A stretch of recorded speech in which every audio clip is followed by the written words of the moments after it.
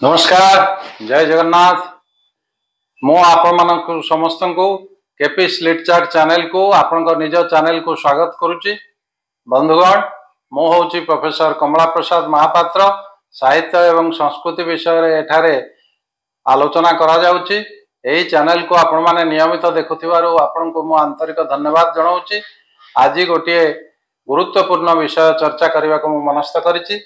से विषयटी आपण माने समस्ते जानिचंती। आपण माने समस्ते द्वंद्व रे रहंती जे महाभारतर नायक किए। जो महाभारत आम भारतर साहित्य क्षेत्र में एक माइल खुंट एवं भारतीय साहित्य जगत रे महाकाव्य हिसाब रे यार मान्यता रही। गोटे होउची महाभारत आउ गोटे होउची रामायण।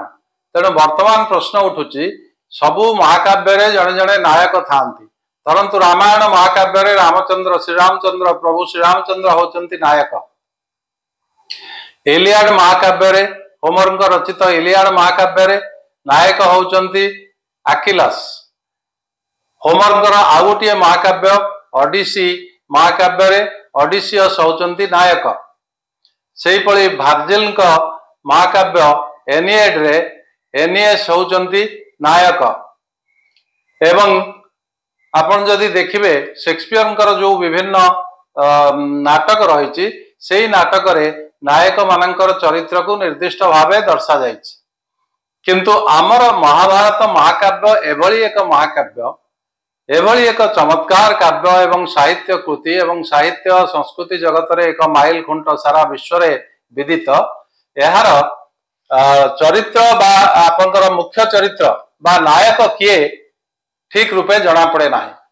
अनेक पंडित, अनेक विद्वान, अनेक समालोचक, अनेक पाठक, अनेक गवेषक ए विषय रे तत्व अनुसंधान करिसेंती एवं कौनसी निर्दिष्ट जगार रे पहुंची पारि नांती, निर्दिष्ट निष्पत्ति रे निष्कर्ष रे पहुंची पारि नांती। तेणु बंधुगण आमे आज आलोचना करिबा महाभारत महाकाव्य रे नायक किए। आपण माने समस्त जानती अनेकंक मतरे महाभारत महाकाव्यर नायक होचंती भगवान श्रीकृष्ण। पुणी आहुरी केते कहंती जे महाभारत महाकाव्यर नायक होचंती भीष्म, पितामह भीष्म। पुणी केतेक कहंती महाभारत महाकाव्यर नायक होचंती अर्जुन। पुणी अनेकंक मतरे महाभारतर महाकाव्य महाभारतर मुख्य चरित्र होचंती द्रौपदी याज्ञसेनी। आउ के मध्य कर्ण को नायक भूमिका प्रदान करती, युधिष्ठिर को के नायक भूमिका प्रदान करती। किंतु बंधुगण आमे जदि गोटे निरपेक्ष आलोचना करिबा आमे निश्चित भावे गोटे निष्कर्ष रे पहुंची परिबा। मु जाने नाही आपण मानक मतामत कोन, तेबे मु जेतिकी पाठ करिछि, पठन मनन चिंतन गवेषणा माध्यम रे मु जेतिकी उपलब्धि करिछि से सब को आपनक सहित मु आज बांटिबा को चाहूछि, शेयर करबा को चाहूछि। आपण महाभारतर मूल तत्व को जानतु। महाभारत युद्ध कोन पई संगठित हला, कहा कहा मध्य संगठित हला। यह संगठित हला भ्रातृ विवाद एवं सिंहासन विवाद। कौरव माने दुर्योधन एवं अन्य तांकर सहे भाई से माने चाहिले जे हस्तिनापुर सिंहासन को से माने पांडव मानकु कौनसी मते प्रदान करिवे नाही। खाली सिंहासन नुहे, हस्तिनापुर कौनसी राज्य बा राज्यर भूखंडर, हस्तिनापुर भूखंडर कौनसी अंश पांडव मानकु देवे नाही, सेमानकु संपूर्ण भावे वंचित करिवे। श्रीकृष्ण बहुत प्रचेष्टा जारी रखिले। से 4 कोटि माध्यम रे से प्रचेष्टा करने को चाहिए साम दान दंड भेद।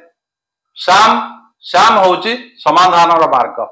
श्रीकृष्ण सब प्रवर्तले महाराज धृतराष्ट्र को एवं युवराज दुर्योधन को जे समाधान कर दियो, जहा हेले भी तुम माने सब रक्तर संपर्क एवं तुम माने दुईटी बापांकर हेले मध्य भ्राता भ्रातृ स्नेह रो डोरी रे बंधित हेई सबु समाधान कर दियो, मिलीमिशी रुह। से दुर्योधन महामानी महा उद्धत, से तांकर औद्धत्य माध्यम रे कहले ना ना से माने जदि नेबे युद्ध करि सारी जययुक्त हे युद्ध रे मोठारो राज्य नियंतु। राज्य सेमती से दि जाई परिबो नाही। तापरे से कौन कले दान दान सूत्र रे से गले निजे शांति दूत हो हस्तिनापुर को गले जे धृतराष्ट्र महाराज आपण पांडव मानंकु 5 भाई को 5 गोटी पड़ा दिंतु बेसी राज्य दवा दरकार नहीं से 5 गोटी पड़ारे संतुष्ट हेबे। सेथिरे मध्य दुर्योधन श्रीकृष्ण को अपव्यवहार कले दुर्व्यवहार कले एवं कुभाषा प्रयोग कले जहा फल कि श्रीकृष्ण क्षुब्ध हेले एवं तांकु जेतबेले मध्याह्न भोजन पाई निमंत्रण करागला सेतबेले श्रीकृष्ण प्रत्याख्यान कले कहले ना ना मध्याह्न भोजन मु आज महामहिम विदुर घरे करी।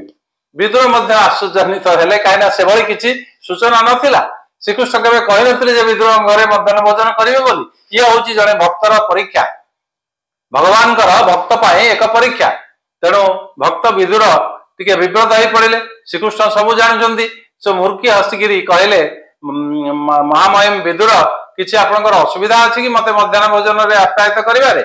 विदुर कहले कि कथा कहते श्रीकृष्ण महाप्रभु आपण को आम घरे आतिथ्य प्रदान करी मु निजको गौरवान्वित मन करी मो स्त्री निजको भाग्यवती मन कर तेणु आपण ही आम घरे मध्याह्न भोजन करेंगे ए कौन सन्देह ना।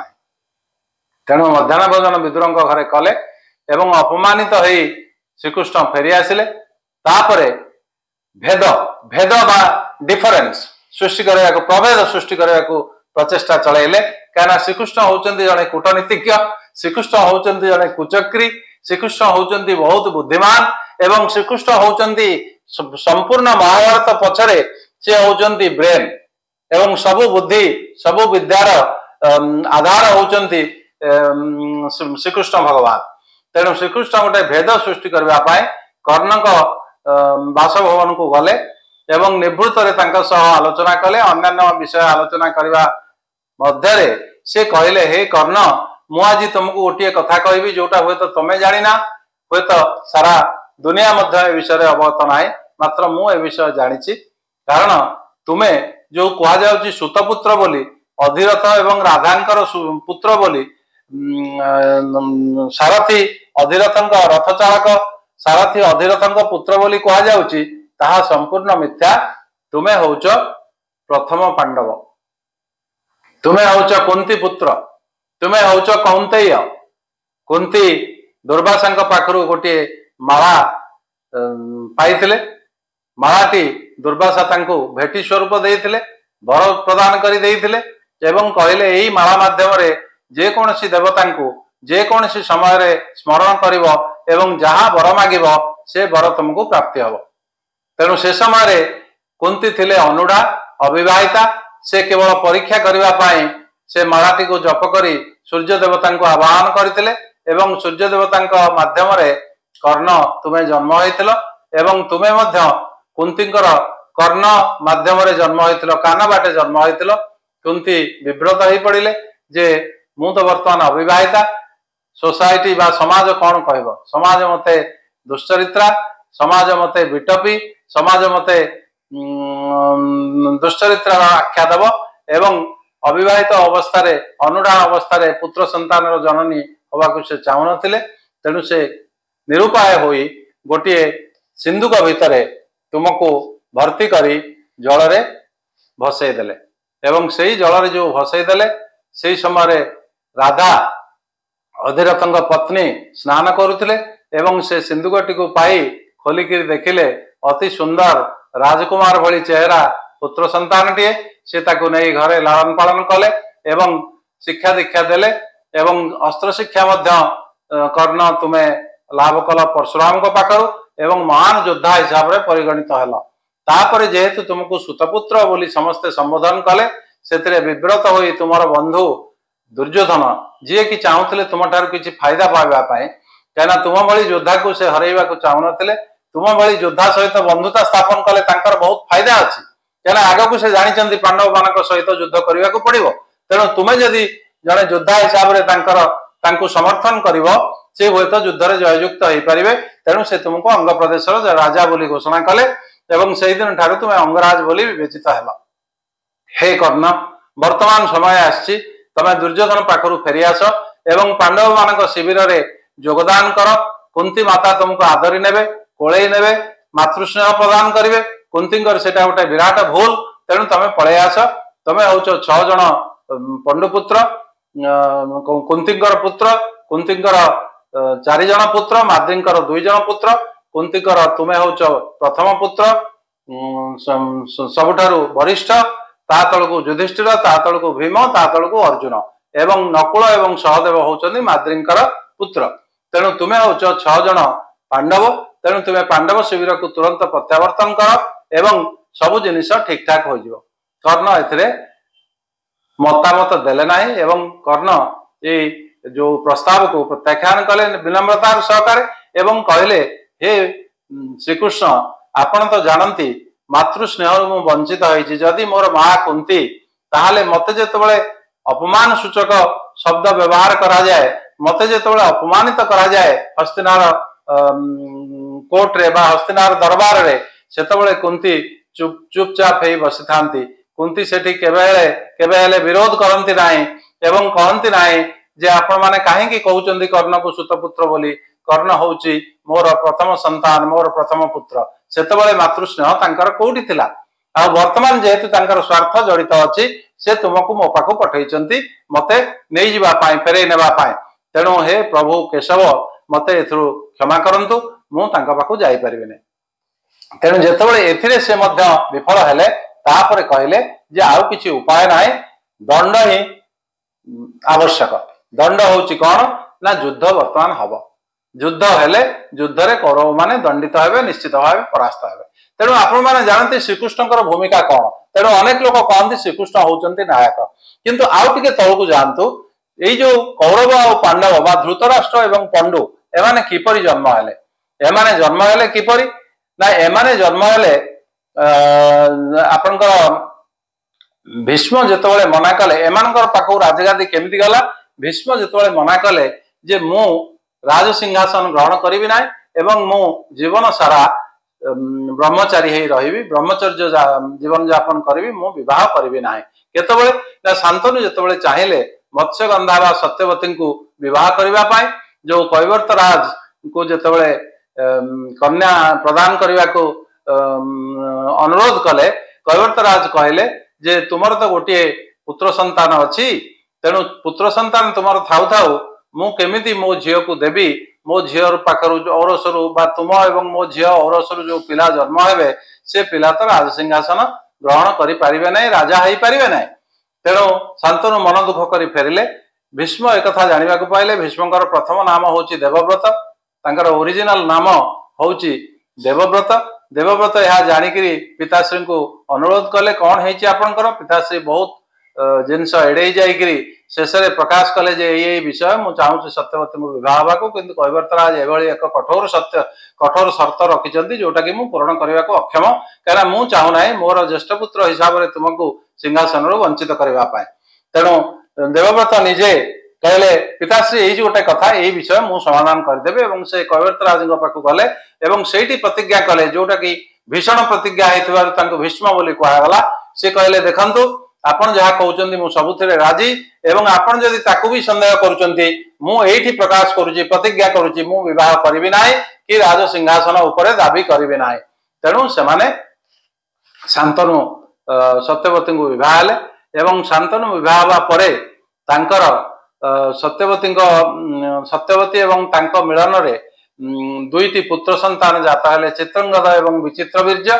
चित्रंगद अल्प दिन परे युद्ध रे प्राण त्याग कले, प्राण हराइले एवं विचित्रवीर्य जेतेबेले सिंहासन आरोहण कले, विचित्रवीर्य मध्य किछि दिन परे रोगाक्रांत होई मृत्युवरण कले। तापरे अनन्यपाय है तांकर सत्यवती भीष्म को प्रथमे कहले जे पुत्र संतान देवा पई अंबिका एवं अंबालिका। अंबिका एवं अंबालिका विचित्रवीर्यंकर रानी, दुई भौणी से अंबिका अंबालिका, काशीराजंकर कन्या राजकन्या एवं सेमानंको देवा पई भीष्म कहले माताश्री मु तो आजीवन ब्रह्मचर्य यापन करी बोली प्रतिज्ञा करिछि आपनक पितांक पाखरे, आपण एटा जानंती मु करि परिबे नै ना। ताहले तुमर किछि अभियोग अछि कि मोर प्रथम पुत्र आउ जणे अछि पराशरंक तरफरु मु जात करिथिली, तांका ना होछि व्यासदेव, वेदव्यास। मु तांको अनुरोध करी नियोग माध्यम से सेमाने पुत्र संतान जात करेंगे।